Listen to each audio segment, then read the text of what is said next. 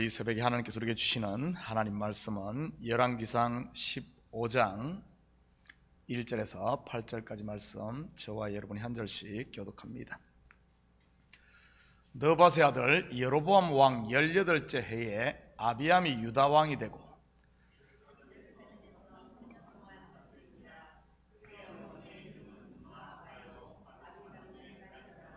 아비암이 그의 아버지가 이미 행한 모든 죄를 행하고 그의 마음이 그의 조상 다윗의 마음과 같지 아니하여 그의 하나님 여호와 앞에 온전하지 못하였으나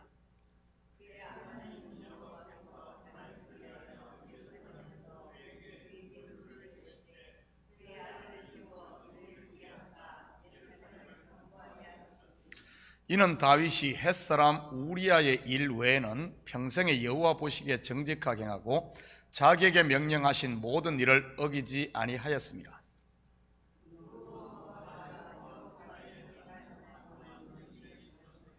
아비암과 여로보암 사이에도 전쟁이 있으니라. 아비암의 남은 사적과 그 행한 모든 일은 유다 왕 역대 지략에 기록되지 아니하였느냐.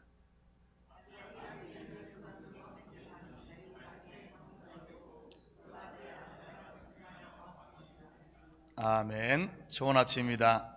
오늘 본문은 유다의 두 번째 왕인 아비암에 대해 간략하게 소개하고 있습니다. 2절입니다.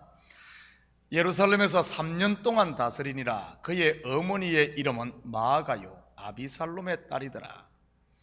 그는 유다 왕들 중에서도 통치 기간이 아주 짧은 왕에 속합니다. 불과 3년 동안 다스리지요. 지난 새벽에 르호보암 왕을 소개할 때도 그의 어머니를 강조했듯이 아비암 또한 마찬가지입니다. 그의 어머니의 이름은 마아가요 아비살롬의 딸이더라.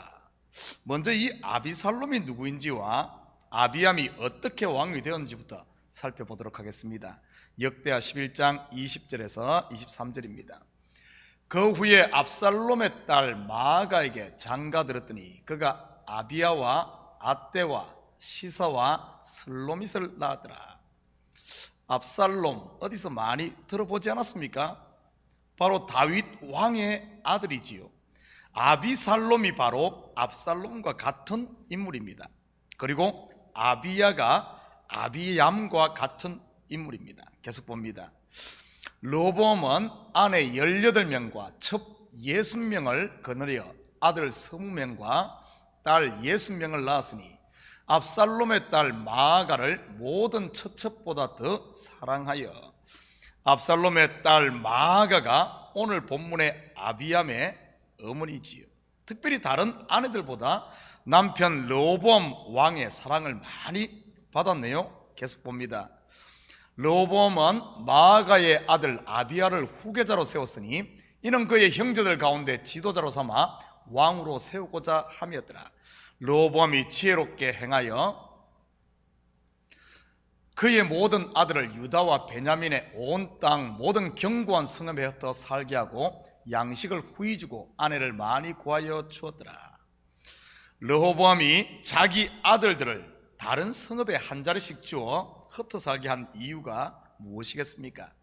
왕권 다툼을 하지 못하게 하기 위해서이죠. 이 말은 아비암은 장남도 아니고 그렇다고 형제들 가운데 왕감으로 출중하지도 않았다는 말입니다. 만약 그런다면 굳이 그렇게까지 자기 아들들을 다 흩어서 이럴 필요가 없지 않겠습니까? 자기 밥그릇은 챙겼을 테니 말이지요. 그럼에도 아비암이 르호보암의 뒤를 이어 왕이 된 것은 그의 어머니인 마아가를 이 왕이 특별히 사랑했기 때문입니다. 사실 선민 이스라엘의 왕, 곧 유다의 왕은 누가 세우는 것입니까? 왕이 마음대로 세우는 겁니까? 아니면 하나님이 세우는 것입니까? 당연히 하나님이 세우는 것이지요. 그런데 역대기 저자의 글을 보면 유다의 제2대 왕 아비암은 아무래도 르호보암과 마아가에 의해 세워졌다는 이런 느낌을 지울 수가 없습니다. 그리고 특별히 마아가의 아버지였던 압살롬은 어떤 인물입니까? 권력욕이 아주 강했던 사람이지요. 아버지 다윗의 왕권을 찬탈하고자 반란을 일으켜 잠시 성공한 듯 보였습니다. 예루살렘을 무혈 입성해서 왕좌에 앉았으니까요. 물론 잠깐이지만 말이지요. 그러다가 요압에 의해 죽임당함으로 그의 권력은 일장춘몽에 그치고 맙니다. 일장춘몽, 한바탕 봄꿈이라는 뜻 아닙니까? 아버지의 못다한 꿈을 그의 딸이 마아가는 이루는 듯 했습니다. 그런데 그의 꿈도 또 한 번이 물거품이 되고 맙니다. 왜냐하면 자기 아들을 왕위에 세웠지만 3년 만에 죽고 맙니다. 아비암이 죽자 그의 아들 아사가 유다의 왕위에 오르고 마아가는 다시 권력의 욕심을 부리며 이제는 섭정을 합니다. 열왕기상 13장 13절입니다. 또 그의 어머니 마아가가 혐오스러운 아세라상을 만들었으므로 태후의 위를 패하고 그 우상을 찍어 기드론 시냇가에서 불살랐으나, 여기서 압살롬의 딸이며 아비암의 어머니인 마아가를 아사의 어머니라고 표현되는데 실제는 아사의 어머니가 아닌 할머니입니다. 이것은 잘못 표기된 것이 아니라 고대 유대 사회에서는 그렇게도 사용했습니다. 아버지와 할아버지를 구분하지 않고 사용했듯이 말이지요. 이제는 그녀가 직접 태후의 자리에 앉아 권력을 행사합니다. 그리고 아세라상을 만들어 숭배하다가 손자인 아사가 종교개혁을 단행할 때 태후의 자리에서 폐암당하지요. 한마디로 손자를 얕보고 맘대로 하다가 한 방 먹은 것입니다. 우리는 이 마아가라는 여인을 통해서도 하나님 나라의 원리를 하나 발견할 수 있습니다. 예수님께서 제자들에게 하신 말씀인 너희 중 크고자 하는 자는 종이 되어야 하리라. 하나님의 나라는 높아지려고 하면 할수록 낮아지고 움켜쥐면 질수록 잃게 된다는 말이지요. 대표적인 여인이 오늘 이 마아가 아닙니까? 계속해서 뭔가를 하려고 하면 할수록 하나님이 무너뜨리는 이런 모습을 볼 수 있습니다. 이러한 하나님 나라의 원리를 평생을 통해 몸으로 친히 체득한 사람이 바로 야곱 아닙니까? 그의 결단을 한번 볼까요? 창세기 43장 14절입니다. 전능하신 하나님께서 그 사람 앞에서 너희에게 은혜를 베푸사 그 사람으로 너희 다른 형제와 베냐민을 돌려보내게 하시기를 원하노라. 내가 자식을 잃게 되면 이르리로다. 그에게 마지막 남은 아들인 베냐민을 그가 포기하고 이르면 이르리라 하고 손을 놨을 때 잃었을까요? 아닙니다. 쥐고 있던 그의 손을 놓자 생각지도 못했던 요셉과, 죽었다고 생각했던 이 요셉과 애굽에 잡혀있던 시므온, 그리고 애굽의 풍요까지 모든 것을 다 얻게 되지요. 솔로몬 또한 그의 노년에 쓴 저서인 전도서를 통해 같은 원리를 말하고 있습니다. 전도서 11장 1절입니다. 너는 내 떡을 물 위에 던져라. 여러 날 후에 도로 찾으리라. 그렇다면 저와 여러분의 신앙생활의 현 주소는 어디입니까? 움켜쥐고 올라가는, 영어로 말한다면 more and more입니까? 아니면 손을 펴고 내려가며 작아지는 less and less입니까? 내가 약할 때 그때가 가장 하나님의 능력이 강함을 잊지 마시기 바랍니다. 사도 바울의 고백처럼 말이지.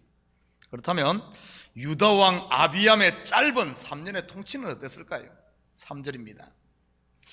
아비암이 그의 아버지가 이미 행한 모든 죄를 행하고 그의 마음이 그의 조상 다윗의 마음과 같지 아니하여 그의 하나님 여호와 앞에 온전하지 못하였으나, 우리는 지난 새벽에 아비암의 아비인 르호보암이 행한 죄를 살펴보았습니다.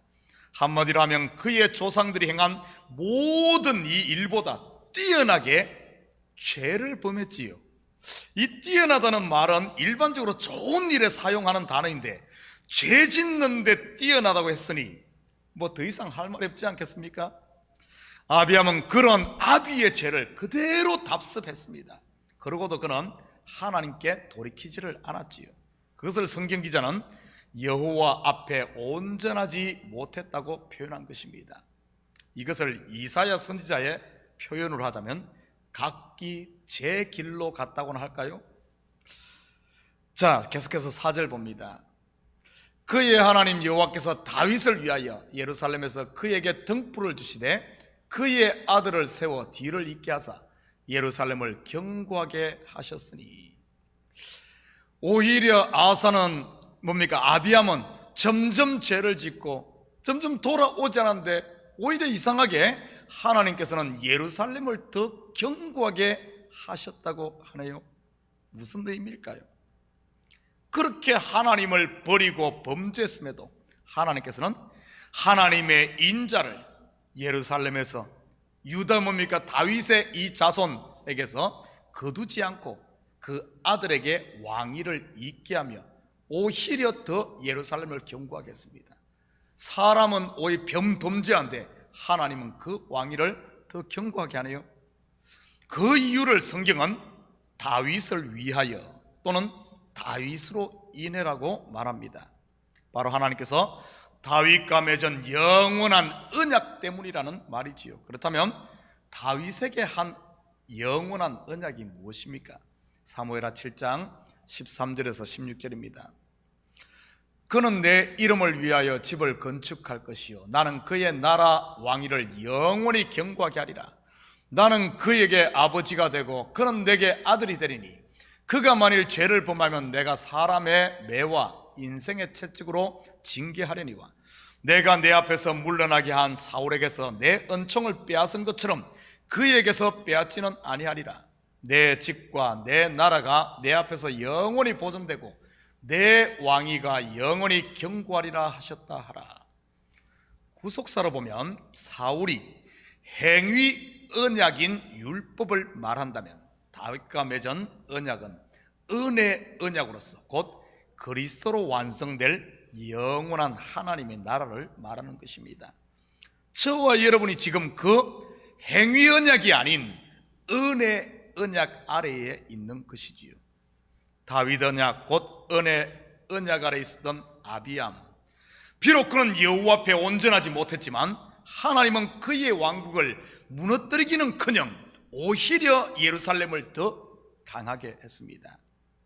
그의 아들 아사를 통해 그가 세운 우상들을 무너뜨리게 하며 다시 유다를 정결케 하며 고쳐나간 것이지요. 이것은 무엇을 말하는 것입니까? 다윗 왕국인 유다는 사람의 어떠함이 아닌 하나님이 만들어가는 나라라는 말입니다. 저와 여러분도 마찬가지입니다. 내 어떠함에 의해 되는 것이 아니라 하나님이 어떠함 때문에 하나님이 맺은 그 언약으로 말미암아 하나님이 만들어 간다는 사실입니다. 우리가 이 사실을 알 때 내가 좀 잘한다고 해서 교만하지 않고 내가 좀 실패하고 무너진다고 해서 낙심하지 않습니다. 저는 목회를 하면서 참 그 경험을 많이 합니다. 제가 힘내서 하면 할수록 잘 될 것 같은데 될 듯 하면서 안 되고 오히려 하나님께 맡기면은 내가 손을 떼면은 그때서 하나님께서 더 강하게 역사하고 하나님이 해가시는 이런 경우를 참 많이 봅니다. 그래서 요즘에는 좀 교회가 힘들고 어렵다고 해서 거기에 낙심하잖아요. 아, 하나님이 일하시겠구나 하는 소망을 갖습니다. 그리고 또 내가 뭐 잘한다고 해서 거기서 뭐 그거 하는 것도 아니고요. 맞습니다. 하나님의 나라는 하나님이 이루어 가시는 나라지 우리가 무엇을 하는 게 아닙니다. 우리가 그것은 온전히 그분을 신뢰하고 언제나 그 은혜의 날개 아래 있느냐 없느냐 그 사실을 항상 우리가 직시해야 된다는 사실이지. 사랑하는 성도 여러분, 예수 그리스도를 영접한 저와 여러분은 분명 다윗의 언약 곧 은혜 언약 아래에 있음을 믿으시고 오늘 하루도 하나님의 선하신 손이 여러분의 모든 문제와 길을 인도할 수 있도록 우리 갈 것은 그분께 맡기는 것, 끊임없이 내가 하려고 하는 이것을 내려놓고 그분께 맡기는 것, 그것이 바로 하나님과 동역하는 길입니다. 하나님은 나를 통해 일하시기 때문에 그분께 맡기는 것, 그래서 그분이 내 속에서 충만하게 자유롭게 손에 잘 맞는 연장처럼 사용되어짐으로 말미암아 오늘 하루도 나를 통해 하나님께서 이루고자 하시는 하나님의 나라, 하나님의 영광을 우리의 삶의 현장에 온전히 드러낼 수 있는 하나님의 통로가 되어지는 저와 여러분 되시기를 주님의 이름으로 축복합니다. 같이 기도하십시다. 사랑의 아버지 하나님, 참으로 감사를 드립니다. 우리를 다윗 언약 아래 있게 하시고, 비록 내가 넘어진다 할지라도 하나님께서는 차버리는 것이 아니라 오히려 하나님께서 우리를 붙들어 세워 더 강하게 하시고 더 왕성하게 하시고, 내가 약할 때 강함되는 이 비밀을 아버지는 보여주시는 하나님, 오늘 하루도 이런 일 저런 일 다양한 일을 만날 터인데 우리가 그 아버지의 문제 속에 빨려들지 않도록, 휩쓸리지 않도록 쥐어도우시고 언제나 우리와 함께 하시는 아버지 하나님 주님 언약 약속 부여잡고 아버지 하나님 우리의 길을 담담히 걸어갈 수 있는 믿음의 식구들 되게 도와주시옵소서. 그래야 오늘 우리의 발걸음 한 걸음 한 걸음마다 아버지 하나님 주님의 일하심의 흔적이 있게 하시고 주님의 영광이 드러나는 이런 복된 하루 될 줄 믿사오며 이 모든 말씀 예수님의 이름으로 기도드립니다. 아멘.